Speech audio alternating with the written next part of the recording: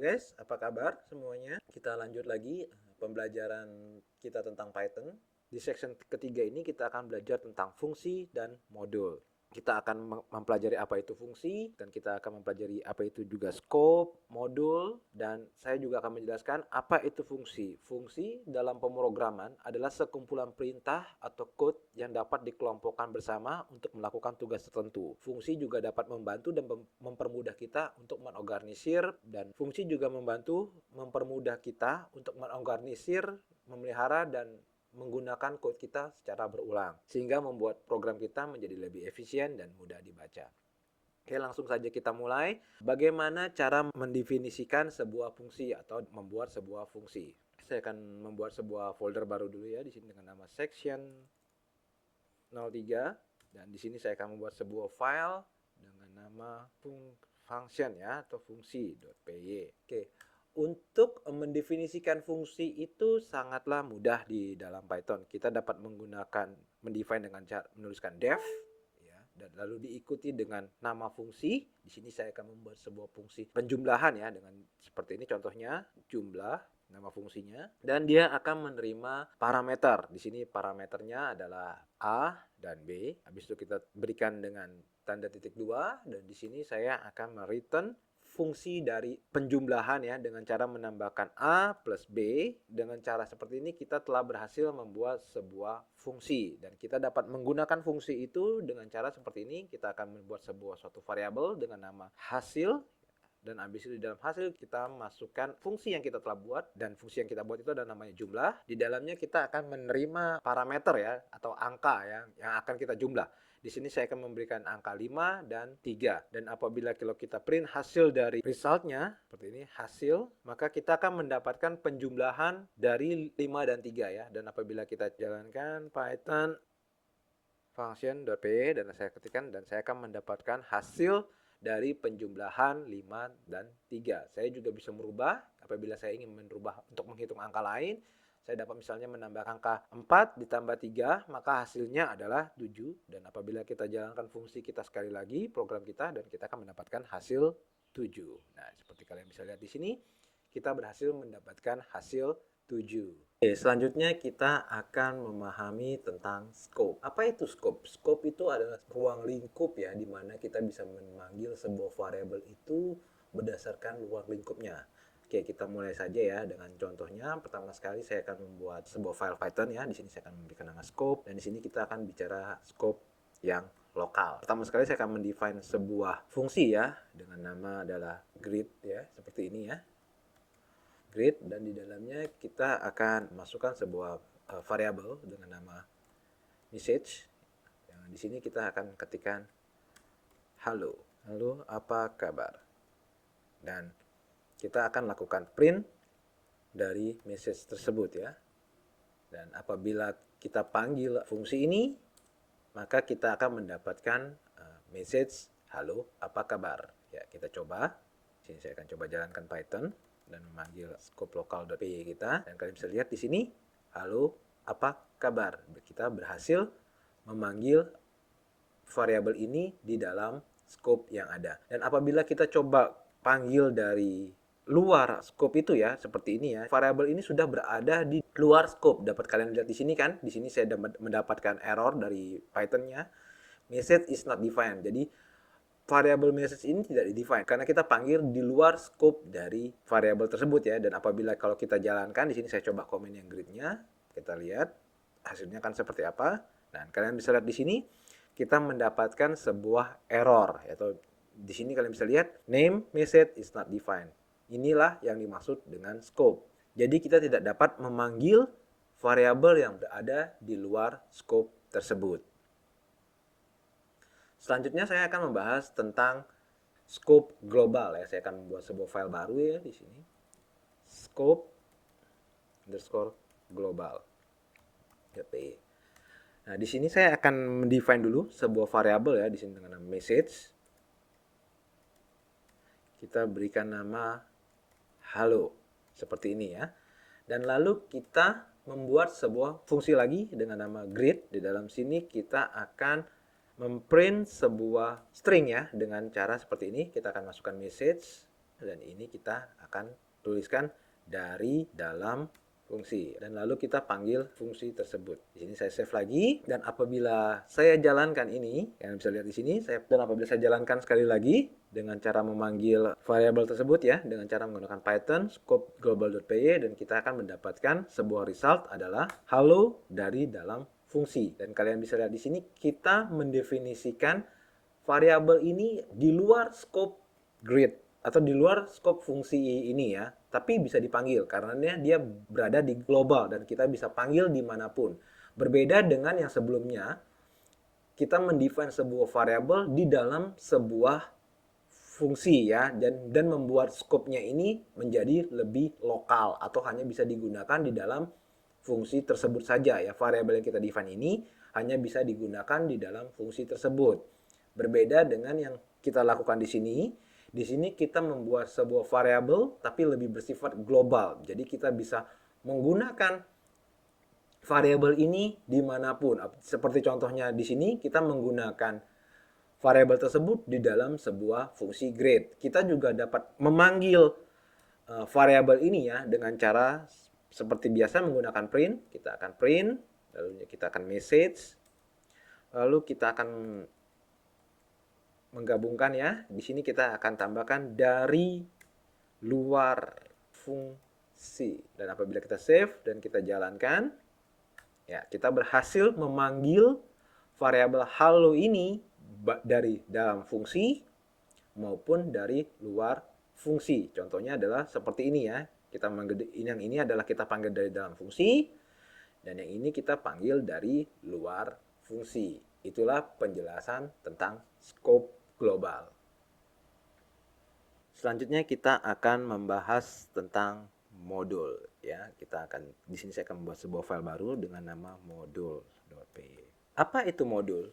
Modul adalah sebuah file yang berisi kode-kode dari sebuah bahasa pemrograman ya, seperti fungsi, kelas, atau variabel yang dapat kita gunakan berulang ya pada aplikasi kita ya. Di contohnya pada video kali ini saya akan memberikan contoh menggunakan modul bawaan dari Python ya. Di sini kita akan mengimport modul tersebut ya, import. Di sini kita akan berikan nama math. Pertama kita akan mendefine sebuah variabel ya, namanya akar. Akar kita dapat memanggil fungsi yang ada di dalam modul ini dengan cara mengetikkan kembali math-nya, titik, lalu square root. Kita akan mendapatkan sebuah akar dari 16 ya. Dan apabila kita print hasil dari akar tersebut, maka kita akan mendapatkan hasil angka 4 ya. Coba kita jalankan Python modul.py. Nah, di sini kalian bisa lihat kita berhasil mendapatkan angka 4. Ini cara pertama kita untuk mengimport modul di dalam Python. Kita juga dapat mengimport dari modul misalnya dengan menggunakan from math, lalu kita import fungsi square root-nya, maka kita dapat melakukan seperti ini ya, print square root 16. Dan apabila kita jalankan ini sekali lagi, maka kita akan mendapatkan hasil 4 juga. Nah, kalian bisa lihat di sini kita berhasil mendapatkan 4. Dan yang terakhir kita dapat mengimport modul dengan cara menggunakan alias ya, alias seperti ini. Jadi misalnya kita dapat import, masukkan nama modulnya math, di sini kita sm ya, kita memberikan alias ya di sini as m, maka kita dapat lakukan dengan cara seperti ini ya, print m titik square root 16, maka kita akan kita juga berhasil mendapatkan angka 4. Dan apabila kita jalankan, ya, kita berhasil mendapatkan angka 4 juga. Selain itu, kita juga dapat membuat modul kita sendiri ya. Caranya adalah sebagai berikut. Pertama, kita akan mendefine sebuah modulnya ya. Pertama kita misalnya di sini saya akan memberikan nama modulnya adalah math_operation seperti ini ya, .py. Nah, ini adalah sebuah modul kita yang akan kita gunakan atau kita reuse ya. Di sini saya akan membuat sebuah fungsi def add ya. Di sini saya akan membuat fungsi penjumlahan ya. Dan dia akan return A tambah B. Lalu saya juga akan membuat sebuah fungsi pengurangan ya, dengan cara def sub A AB ya, seperti ini sama, dan saya akan mereturn A minus B. Di sini saya akan membuat fungsi perkalian dengan memiliki parameter A dan B, dan saya akan mereturn A dikali B. Selanjutnya kita akan membuat sebuah fungsi pembagian ya, div. Di sini kita akan A dan B ya. Di sini pertama kita akan melakukan pengecekan. Kalau B-nya sama dengan 0, maka kita tidak bisa melakukan pembagian tersebut ya. Kita return tidak dapat melakukan pembagian dengan angka 0. Selanjutnya kita akan kalau dia bukan 0, maka kita akan return A dibagi B. Oke, di sini kita sudah mendefinisikan bagaimana cara kita membuat sebuah modul ya. Di dalam modul ini saya menggunakan fungsi perhitungan matematika. Oke, selanjutnya kita akan membuat sebuah file yang dimana akan menggunakan modul tersebut ya. Kita buat nama filenya adalah hitung.py. Oke, di sini saya akan import file yang ini ya, math_operation ya. Kalian bisa lihat di sini. VS Code sudah memberikan rekomendasi. Saya memberikan alias MO. Di sini saya akan masukkan 6 pertama adalah 10. Selanjutnya saya akan masukkan 6 kedua sama dengan 5. Ya, di sini kita akan memprint penjumlahan dari 10 dan 5 ya. Dengan cara seperti ini kita buat sebuah jumlah ya, titik 2. Habis itu saya berikan koma dan saya akan lakukan MO ya. Di sini saya panggil modul kita. Modul di sini kita memberikan alias dengan nama MO titik. Di sini kita masukkan fungsi penjumlahan ya dengan nama add ya. Dan kita masukkan 61,6 2. Dan apabila kita jalankan, maka kita akan mendapatkan hasil dari penjumlahan 10 dan 5. Kita coba ya. Python hitung.py. Ya, jumlahnya benar ya. Jumlah 15. Selanjutnya kita dapat menggunakan fungsi-fungsi yang lain di dalam modul ini adalah kita dengan cara seperti ini, kita print kurung pengurangan koma mo titik sub dalam kurung 61,62. Selanjutnya kita akan perkalian titik 2 koma mo titik multiple di sini 61,62. Terakhir adalah pembagian ya, print pembagian, kita akan masukkan mo titik div dalam kurung 61,62. Oke, kita save dan coba kita jalankan sekali lagi. Ya, kita sudah berhasil ya. Kalian bisa lihat di sini penjumlahannya benar. Kita menjumlahkan 10 dengan 5, hasilnya 15. Pengurangan, kita mengurangkan 10 dengan 5, ya, hasilnya adalah 5, betul. Selanjutnya perkalian 10 dikali 5 sama dengan 50. Dan pembagian 10 dibagi 5 adalah 2. Oke, selanjutnya kita akan coba membahas tentang penggunaan fungsi lebih dalam lagi ya.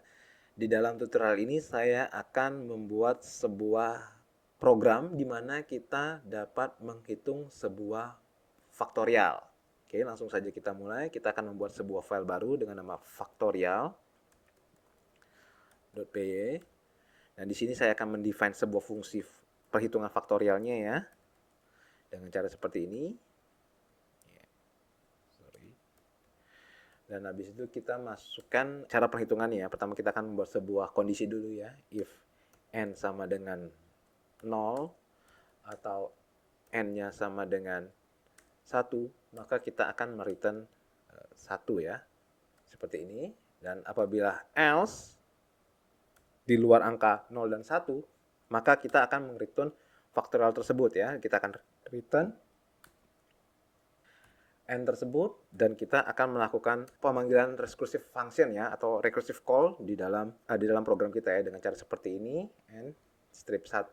Di sini kita sudah mendefinisikan cara pemanggilan faktorial ya. Oke, langsung saja kita coba.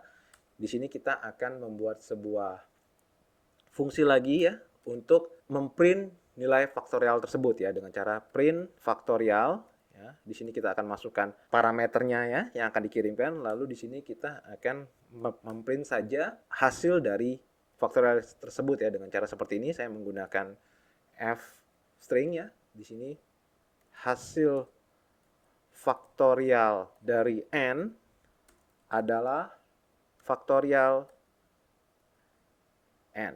Oke, kita coba ya.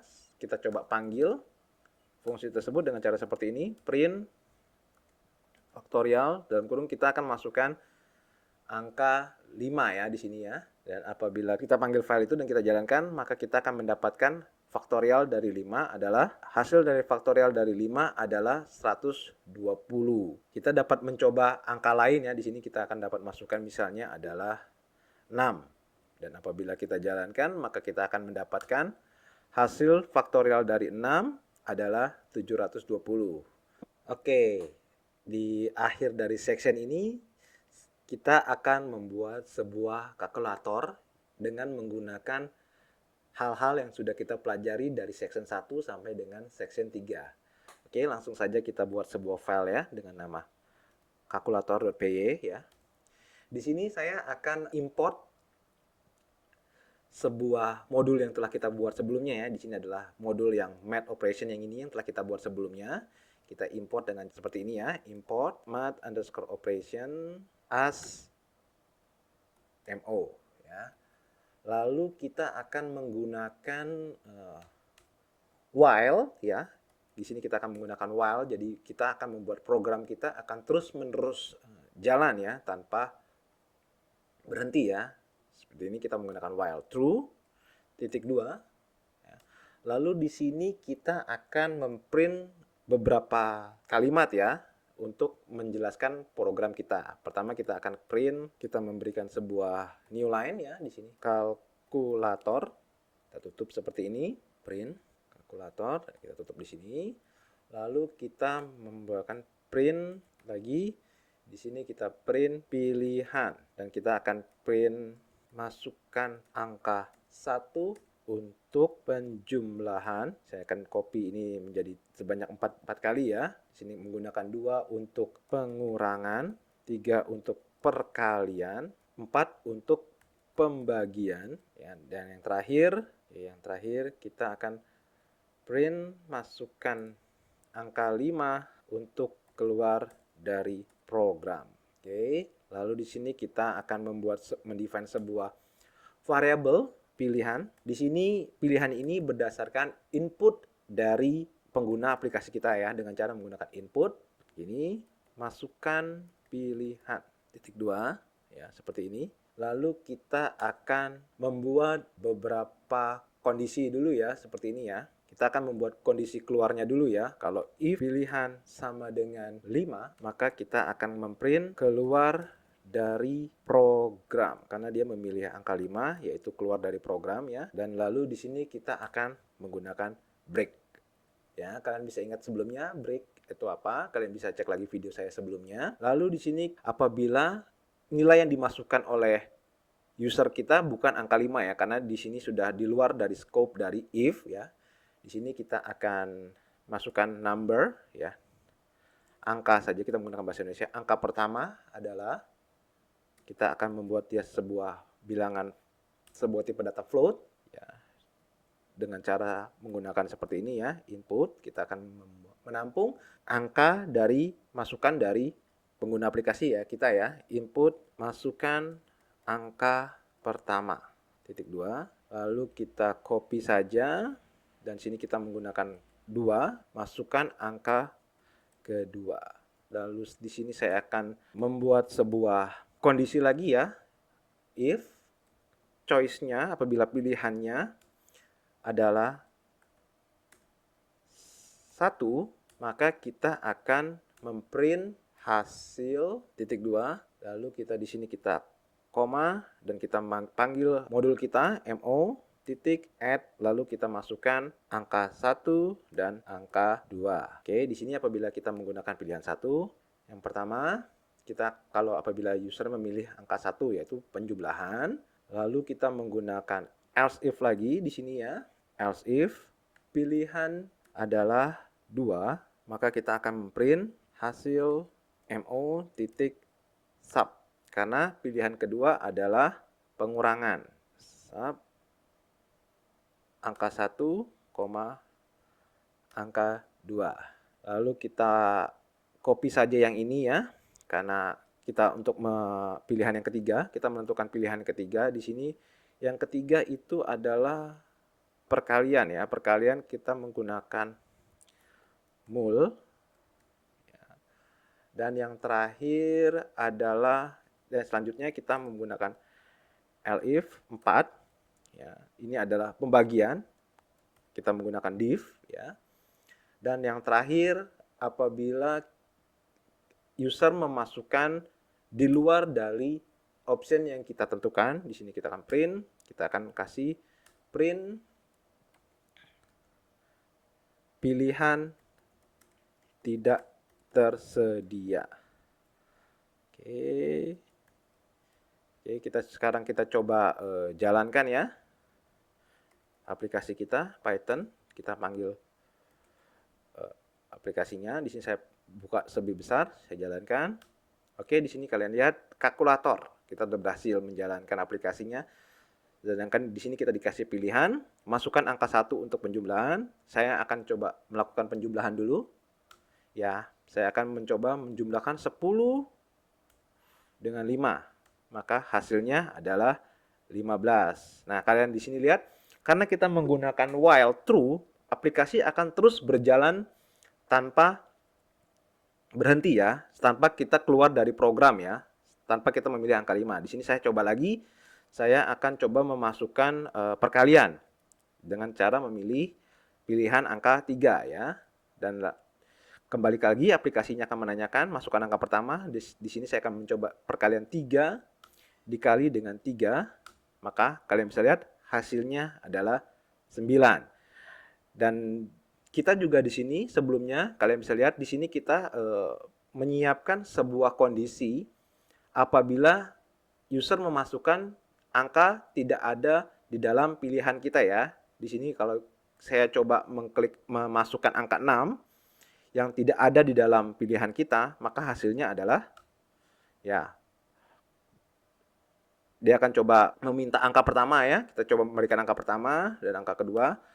Tapi kalian lihat di sini dia tidak berhasil menghitung, dia hanya memilih pilihan tidak tersedia. Selanjutnya untuk keluar dari aplikasi ya, kita dapat menggunakan angka 5 ya. Seperti ini kalian bisa lihat, kita sudah menyiapkan pilihannya 5, maka dia akan melakukan break ya. Dan apabila saya masukkan kembali angka 5 dan saya melakukan enter, ya, di sini kalian bisa lihat kita sudah keluar dari program. Oke, itulah tutorial yang ketiga ya. Kalian tutorial ini masih akan ada lanjutannya lagi sampai dengan section ke-7. Kalian dapat terus mengikuti video tutorial ini ya. Saya akan coba publish ini seminggu 2 kali. Dan kalian tunggu saja. Dan jangan lupa kalian subscribe channel saya dan aktifkan lonceng notifikasinya supaya kalian bisa terus mendapatkan informasi apabila saya sudah memberikan update tentang basic-basic penggunaan dari Python ini. Oke guys, terima kasih.